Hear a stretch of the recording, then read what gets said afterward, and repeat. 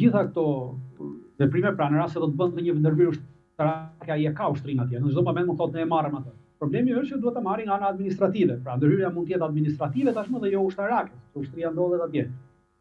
Duke parë të vendosmërinë dhe duke parë interesin e Trumpit dhe interesin e Shtetit Bashkuar të Amerikës që ato burime natyrore që ka Groenlanda dhe që janë të nevojshme për nevojat ushtarake amerikane, të cilat bëjnë bazën e nevojave ushtarake amerikane, janë disa burime natyrore, metale të çmuara, të cilat aktualisht për nevojat ushtarake i blen nga Kina dhe nesër ka vendosur që mos i blerë nga Kina, atëherë duhet ta marrin në kontrollin e vet të ishut ta ketë avionin në kontrollin e saj.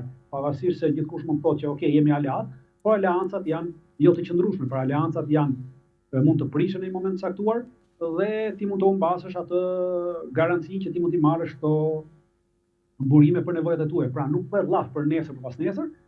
Perandorisë së Shtetit Bashkuar të Amerikës, pra superfuqitë e mëdha si Shteti Bashkuar të Amerikës mendojnë për 50, 70, 100 vite të ardhshme dhe jo për 5 ose 10 vite të ardhshme.